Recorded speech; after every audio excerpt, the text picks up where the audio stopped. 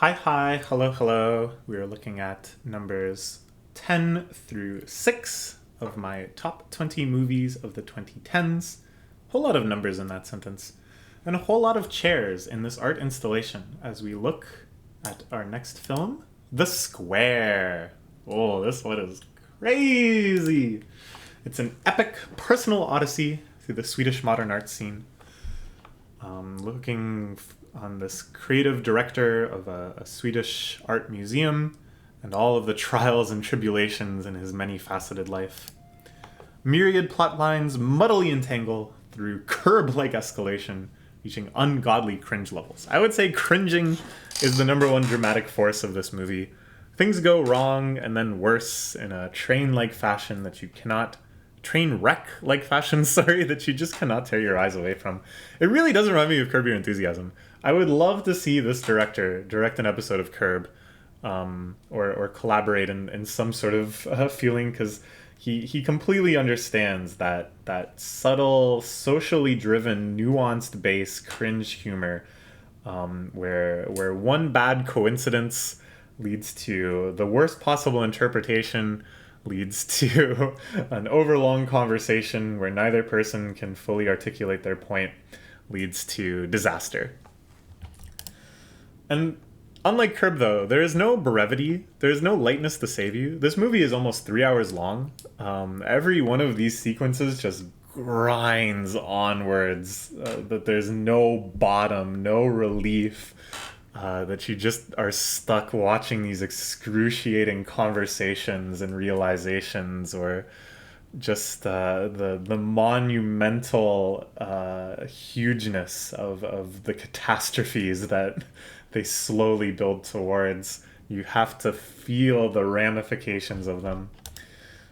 There's a nearly delirious, exhausted comedy that finally emerges after all of this brutality, and it overwhelms you that you're just suddenly in hysterics of what things have finally come to. How did it come to this? Like that kind of exhausted, like, whew, kind of laughter. Fantastic.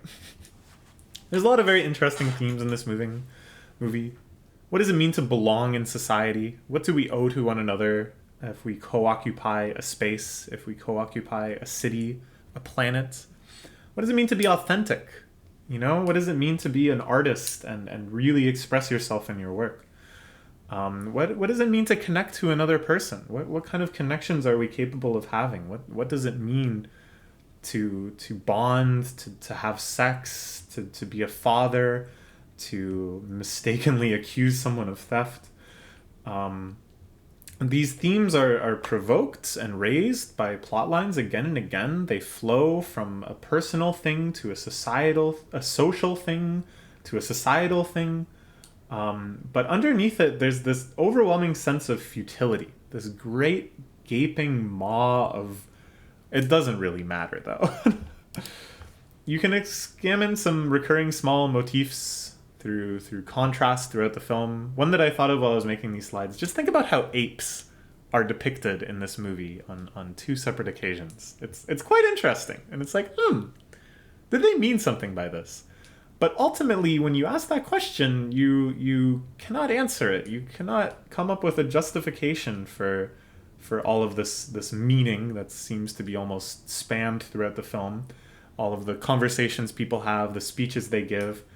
It's quite maddening to try to piece it all together, to try to find some coherent message of the film.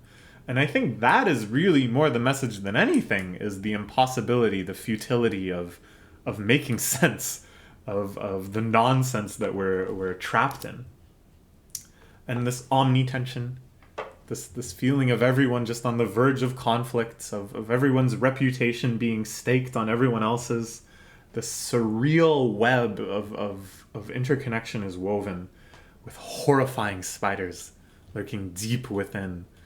That among all of this, there is such potential for depravity and of error and of catastrophe that we cannot yet anticipate.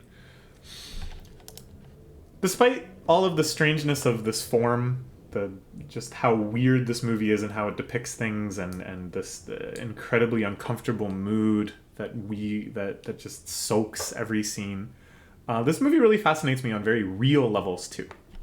So I mean things like the ambiguous standings and the social hierarchies of all these different people, who respects who has clout with who can bully who. That kind of thing always interests me, just as kind of a glimpse into these lifestyles so far removed from my own, trying to figure out what it would be like to be an art director in Sweden, what it would be like to mingle in this type of society. What kind of things would I care about then? What things would make me anxious then? Who would I respect? How would I view myself and my standing? That sort of thing really compels me. That sort of thing really fascinates me when it's depicted well. And it comes through here despite all of this madness. This is stuff that I love in any story, in any medium. It's explored in a very wonderful, fascinating way that really allows you to soak in the flavor of it, the aesthetics of it, that lifestyle. Ultimately, this is a concept that I'm introducing here that we're going to talk about in quite a few of the movies coming up, because I absolutely love it, and it's something that I've really started to seek out when watching movies as something uniquely powerful about movies as a medium. This feeling I get when I watch certain films that I would call giddy anxiety. How do I put this? It's a level of enthrallment that is so gripping and intense that all of my IRL concerns, all the things I worry about in my normal life, on any number of levels, superficial, immediate, long-term, existential, global, personal, all of that stuff is just gone from my mind, and I am just enraptured by a conversation between these two characters, by wondering whether or not they'll notice that the rocks were moved in the exhibit. And I just feel giddy that in the absence of all of those other worries, I lose myself into joy, this overflowing, awesome feeling of joy, just watching these uncomfortable scenes slowly grind their way through. I don't know. I don't know if I can describe this emotion well. I don't think it's something that most people have. But if you do, you should check out a lot of the movies that are coming up on this list, because I realize this is something that reliably makes a movie very, very good for me. So if it can fill me with that feeling. Okay. That's all I have to say about The Square, but it barely scratches the surface. This movie is crazy. It just has so much in it. Check it out. You'll probably hate it. Feel free to turn it off if you're hating it. But I'm sure there's going to be some of you out there that this will be a masterpiece for you. Okay. Next, we have a much more accessible, much more popular movie, Parasite.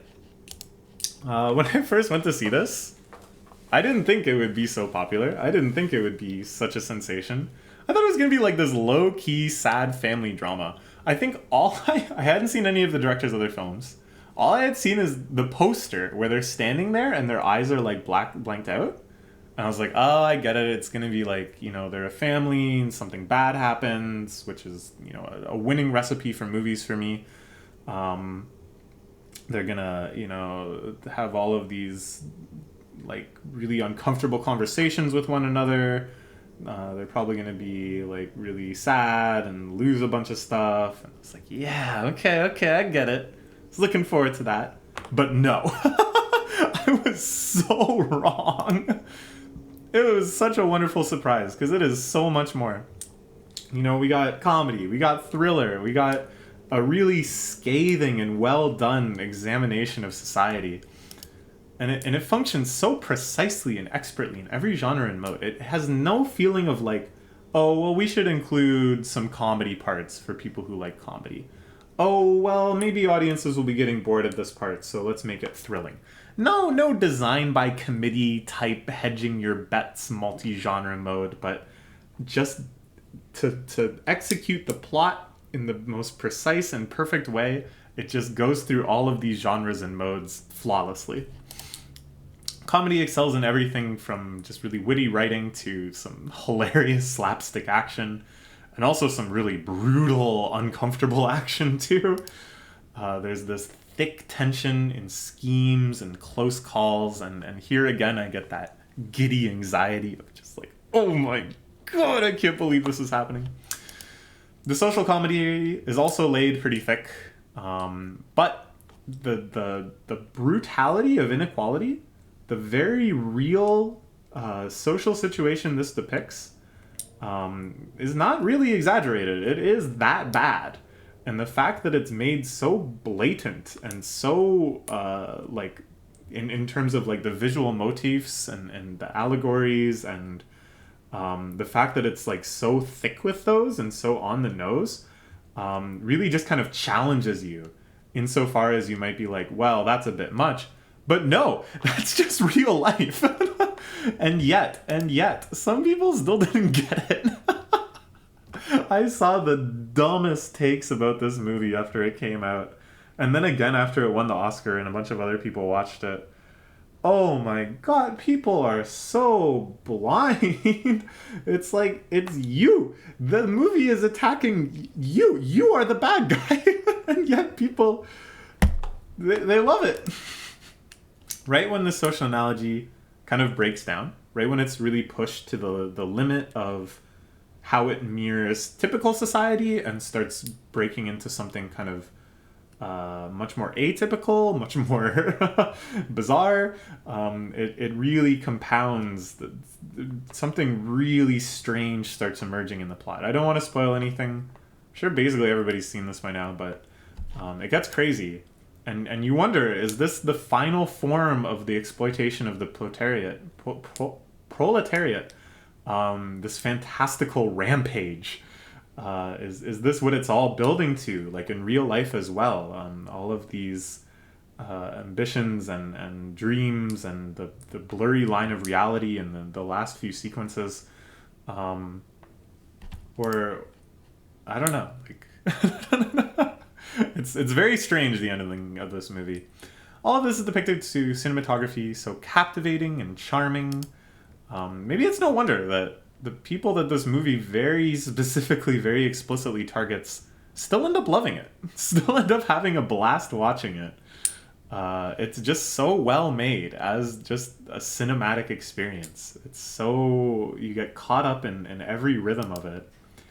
But yeah, just on this theme of like, how is it that people end up liking this movie?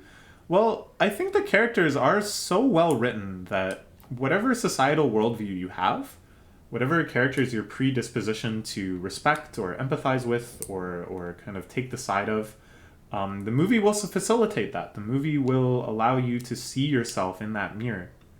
And this is tough. This could only work through really carefully balancing the characterizations, that they're recognizable, but there's kind of subtleties.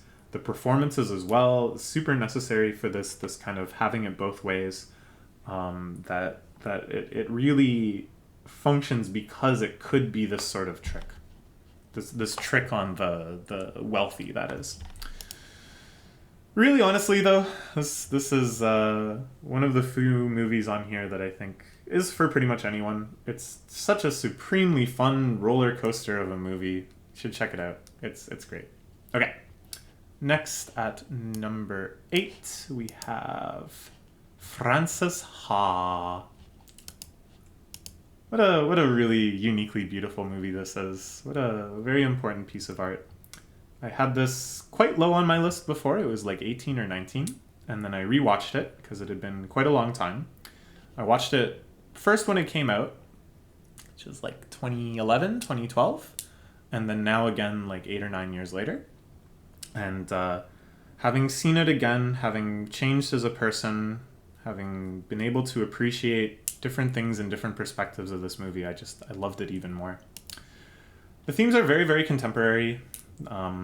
Just the aspects of their life that they deal with and stuff. The dialogue is very early 2010s mumblecore-y, very casual conversation, very just memey and chatty and whatever, not eloquent, not performed and overwritten or anything. There's that deep digging anti-charm of cringe. There's arcs of disappointment and hopeless epiphanies. All things that I love.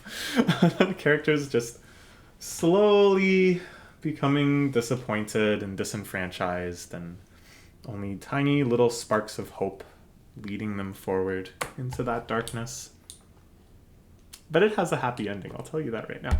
Just in case you thought, oh, what a bummer. No, this is a nice movie. And there's questions of art, wealth and privilege, the self. All of these are very well encapsulated in that specific time and place, that they all emerge from the context of, well, that guy's just a trust fund kitty, this guy has to work at a bar. What kind of options do we have? What does it mean to go back to your parents' place? What does it mean to be following your dream? All of those feel very much a question of that time and place in New York with these characters. And yet, at the same time, the cinematography, the soundtracking is very classic, very cinematic. It has like a grandeur to it. It's nothing like the other sort of mumblecore movies of the time that were just like often cell phone recordings or laptop recordings. Very like fixed angles, very low key. Here, this is like a Hollywood cinema film. And yet it deals with that stuff. And what it makes happen is, the dancing scenes especially. I just had to shout those out. They're very, very beautiful. They feel very much as they ought to be. Like that if you had all of the budget in the world and you were making a AAA Hollywood movie or something, that this is still how you would depict them, with this level of immersion, this level of kinematics and stuff. It something about the cinematography reminds me a lot of Ingmar Bergman, and that might be like a crazy thing to say. Maybe it's just because it's black and white and I'm getting tricked. But there's something, I don't know, very beautiful, very kind of fragile, haunting, just kind of at the edge of imagination and dream. That reminds me a lot of Bergman. I don't know.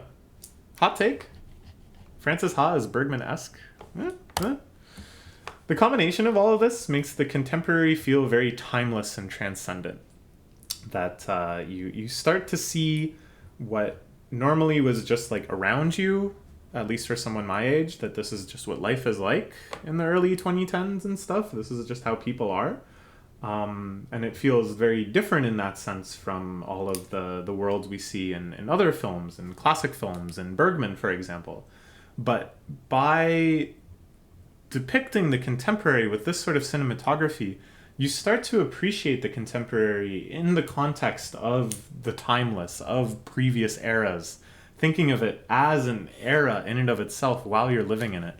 It gives you this sort of forward-reaching nostalgia, if that makes sense. I don't know if any of this makes sense, but it's a very profound feeling where you're like, yeah, like we can make movies of this time too.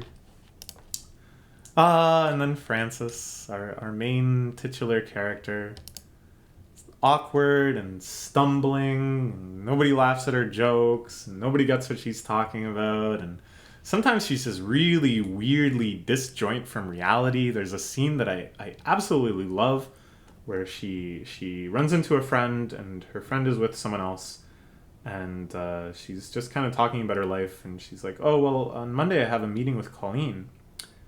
And she says it so casually that even as a viewer, you're just, like, it takes you a second, but, like, none of the characters she's talking to have any idea who Colleen is. At all. Like, and one of the characters even says, like, I don't know you. I don't know who that is. It's I don't know. Something about this kind of character. So endearing. So captivating. She fights so earnestly for her own happiness. I get so behind her. There's some intersection between Frances Ha, Frances, what's her real last name? I don't know. Halpert or something? In this movie, and Kiriyama Rei from Sangatsu no Line. Two of my favorite characters, like in fiction. Something they have in common, some weirdo intersection that forms this axis. Even though they're so polar opposite in so many different ways, I smell something in common between these two people. And this is a truly beloved quality to me, that this is something that, even though I can't really identify what it is, makes characters very, very special to me. It makes them very endearing to me. some weirdo part of them. And the depiction of her friendship with Sophie and some of her rambling meditations on what it means to be in love and what she wants out of a relationship and love and stuff are going to be very foundational to me, I think, forever. In terms of what I think I want out of such relationships and what friendship means to me and what love means to me. I can think way back when I first saw this, I was at the time, I had never had any experience in a relationship. I had never been in love with anybody. I'd never gone out with anybody. I had never had any sort of physical intimacy with anyone, really. I thought I would be forever alone. I was in that kind of mentality. A much rougher place for me in terms of mental health. But something in this movie kind of broke through. That even though I tried to be content and tried to accept what I thought was just like a fundamental limitation about me as a person, some of the stuff that Frances says about being in love, like I was like, I get it. Like that seems nice. Like I want that. And you know, 8-9 years later, well, I'm still alone, but it still stuck with me. I still felt the same way. Like I still thought, what a beautiful idea.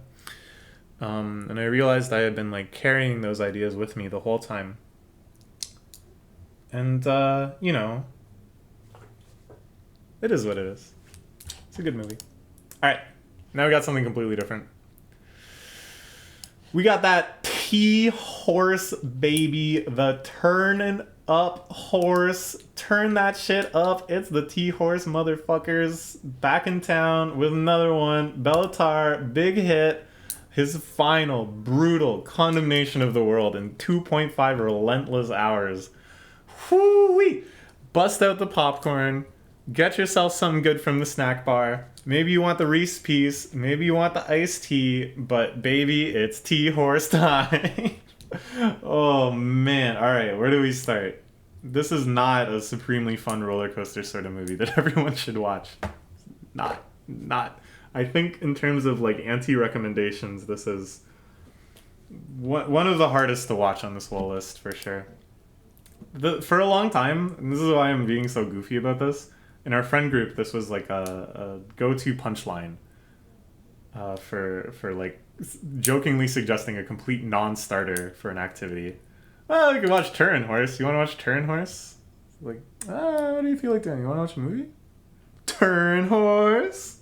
That turned up horse. I don't know. Maybe you had to be there. I don't know if that's funny or not. But just because it is so brutal and so depressing and so long and so black and white, then like it's very hilarious in context to be like winding down from a party. Let's put a movie on. Turn Horse. And sometimes we would watch it. We would watch the start of it. Everyone could complain. It was so good. It is inexhaustible. But what the fuck? I think I meant to put inexhaustible but exhausting. I'll change that later, I guess, for the people who just read the slides. An inexhaustible but exhausting dirge for the heaviness of human existence. Change, impossible. Escape, impossible. Any deviation from their entrapment is just more strange cruelty. Their life does not improve, instead it just gets more confusing and more cruel. It's kind of like Beckett. It's a lot like the novel of Samuel Beckett, but there's no chance for any sort of fun or even irreverence. It's not even like you can make light of anything happening because it's just such heavy human suffering, such undeniable unpleasantness in their life. The repetition of daily tasks captured in Tar's signature Omega long shots just grinds you down to dust.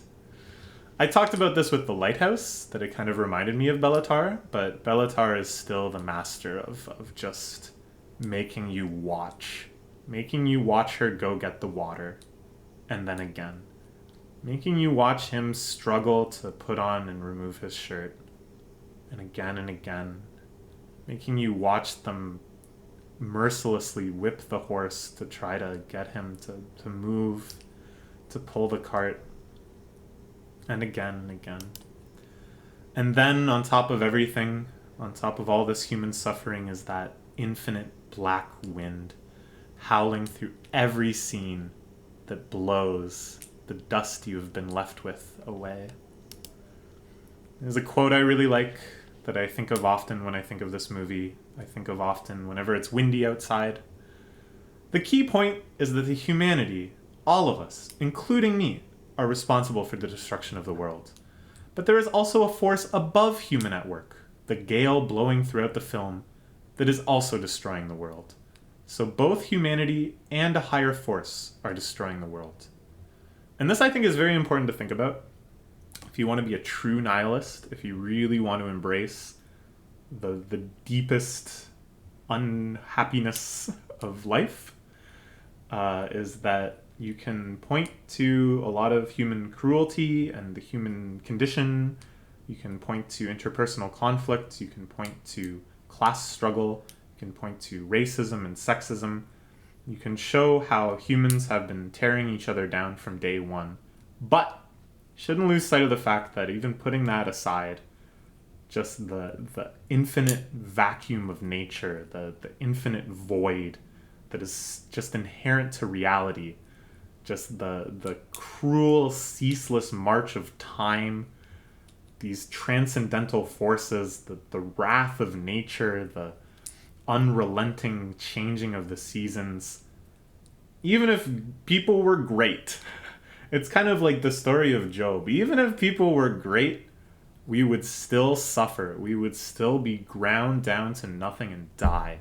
That's what the wind of this movie tells you. So why? Why in the world would you watch this? What is the experience you're hoping for? Why would I put this so high on my list? Why have I watched this now several times? What? What is wrong with me? There's some very strange warmth that you feel at the absolute bottom of hope and the total absence of comfort, where you can finally think to yourself, okay, I get it. It can't get any worse than this. There's a warm feeling. It's a weird, strange, warm feeling that you only get when you can say, I've truly given up.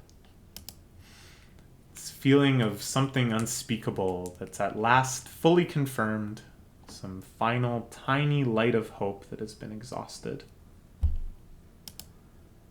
This is nihilism. This is truly being nihilistic. And it doesn't mean giving up. It doesn't mean, sitting in the corner and crying. You can go sit in the corner and cry. Don't get me wrong. That's fun. But you can do all sorts of stuff. It's the real thing is saying, who cares? that's the real ultimate thing is that's true nihilism. But it's making peace with something, because you know that there's nothing good. It's like coming to grips with a great futility. And then, now we move into like Camus and absurdism and stuff. Or if you want Nietzsche's kind of more like personal empowerment, becoming your own god and stuff. Either way, it's like, okay, now I can move forward. Now I can deal with this. Now I know I'm not being delusional. Now I know that I'm not hoping for something that isn't going to happen. And I'm saying all this. The movie's not saying all this. The movie's much more saying you can sit in the corner and cry. But the movie will take you to a place where I think you can become a lot more comfortable with what it means to be alive and what it means to die eventually. The weeping of Nietzsche, the lore of the Turin horse, the motivation behind the screenplay is an anecdote where Nietzsche saw a horse being beaten in the street and had a total mental breakdown, and was kind of catatonic and unproductive for the rest of his life. And this movie, I guess, is almost saying like kind of post-nihilism, in that it's supposed to be the story of that horse and its owner after that incident. And this isn't like important to the movie. They never mention it in the movie. It's just sort of trivia. But I think thinking of this in the context of nihilism, in the context of like breaking down whatever, Anyways, there's something good about it. There's something good about it. I don't know. Does this make any sense? I don't know. I don't know. Let's talk about a more fun one. We got a real fun one coming up now. This is definitely not another movie for everyone, but it is a lot more fun. It is a good time indeed. We're talking about the movie Good Time by the Safdie Bros. This is a supremely unfun roller coaster sort of movie that like maybe 1 in 10 people should watch and they'll love it. And then everyone else is just gonna have a very uncomfortable time. It's like chugging straight adrenaline. It's a non-stop funnel of what I've been talking about, that addictive, giddy anxiety feeling. Even in the more low-key moments, where you can kind of breathe for a second because there's not an imminent crisis happening, you reevaluate just the entire situation of the movie, how impossible and crazy it is that things have gotten to the point they've gotten. It's always simmering underneath, such that that giddy anxiety can just flare right up again, even when the movie's slowing down. There's this constant cycle of believing that you understand the plan of the main character, thinking that you're going to know where the plot is going next, and then that's undercut by Connie's desperation, his resourcefulness, his willingness to go so much further than you could have imagined. And then that thrill of noticing, of cluing in. Oh, that's what he's going to try to do. Okay. It's so addictive, this cycle that never lets up. There's these catastrophic failures that are just hilarious, but so like tragic, like classically tragic. Like the downfall comes so naturally from the way the characters are built up and developed. Oh man, though, it's just the stuff that goes wrong is so like transcendentally bad. Like it's oh man, oh so much like suffering. The characterization of Connie, our main character, played by Robert Patterson, the Twilight Man, who's also in The Lighthouse. Very, very amazing performance. So compelling, weirdly charming. I don't know. This might be the hottest take of this whole list, but I'm kind of into it almost. His single-minded determination to save his brother, which is the whole plot of the movie, trying to get his brother out of jail, to which everything can be sacrificed just for this one transcendental goal. It's kind of admirable, but also really terrifying. Just the tempest of absolute chaos that he leaves in his wake. The number of people he ropes into this, the number of resources that he just completely unthinkingly takes. He's unstoppable. It's like a force of nature. From his limited perspective, we're never really without Connie. We never see all that much that he doesn't see. Many like truths and feelings and plot lines are kind of mysterious, that you're not quite sure how all these things connect. You're not quite sure what's going on in other people's lives, what kind of backstories Connie has with them. We only hear kind of like snippets of what their plan is after they've gotten the money. You're never really sure what Connie's like true motivations are in some cases, besides the fact that he wants his friggin' brother out of jail. It's quite interesting, the sense of mysteriousness that just lurks around the peripheries of this movie.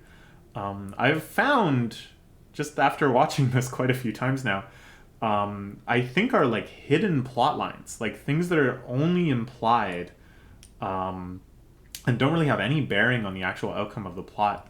But for example, hopefully this isn't too spoilery, but when he's in the security guard's apartment, why does the security guard have such a nice apartment?